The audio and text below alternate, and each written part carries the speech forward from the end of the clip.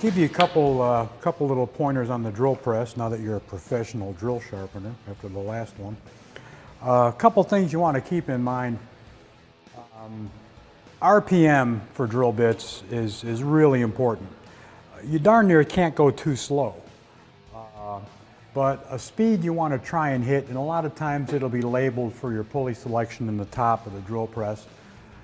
You know, if you've got something that will go down to at least 250 RPM, that you'd be surprised how long you just leave it stuck on 250 for darn near most any size drill you put in there, from 1/4 inch up to 1/2 inch. It's just a really decent speed.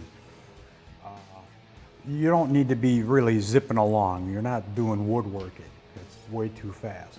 So around 250, and that'll pretty much get the job done. As far as the actual drill bit itself, if you're shopping for a set of drill bits, you got a choice: high-speed steel or cobalt or tin-coated, the fancy gold ones. At least go to cobalt. That'll get you through anything as long as you keep the speed down and don't burn it up. The other thing, as far as the drill press goes, you've made some little tiny center punch marks because you've used your transfer punches maybe to figure out where your holes are going for what you're making.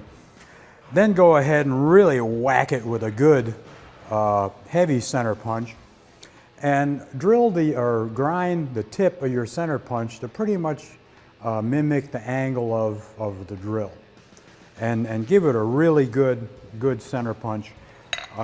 Because if you can give it a center punch that kind of matches at least the width of that part of the drill that doesn't cut, it'll help it locate, and it'll start surprisingly well on the center that you've given it. The other thing you want to do is get a set of what they call their machinist parallels that you usually use more on the Bridgeport than anything else. And they come in matched pairs, so you can get it in the vise and you can get your part set down on there flat, and then go ahead and snug it up. And if you've got a decent center punch mark, one thing you want to do is kind of get things in the general area of where you're going to start drilling, and kind of pay attention to getting the vise, if you can, getting the vise to hit the post of the drill press, to act as a stop. Because, you know, you're trying to twist a hole through this thing going this way, so, you know, use your clockwise motion to get the vise over there. It really helps when you're breaking through the hole. It's kind of like an extra hand holding the vise. And you'd be surprised if you start very gently, how with a good center, the drill has no choice but to follow it. And it'll wiggle it right into the actual center that you're trying to hit. Of course, when I'm trying to show it, it probably won't do it for me, but we'll give it a shot. So I know I'm not on center, but if you just come down, it was probably pretty hard to see, but if you just come down gently, it'll wiggle it right into center. And as you start giving it a little pressure, make sure you're turned over and you're touching the post. And then just go ahead, and you can see how slow 250 is, and it's not too slow. You're curling a nice chip out of there. The thing isn't grunting and groaning. And, you know, going through a piece of 1/4 inch aluminum with the good sharp drill bit that I didn't tighten in the chuck enough. And, you know, it's no big deal. Now, one thing you got to try and develop a feel for is when you're busting through.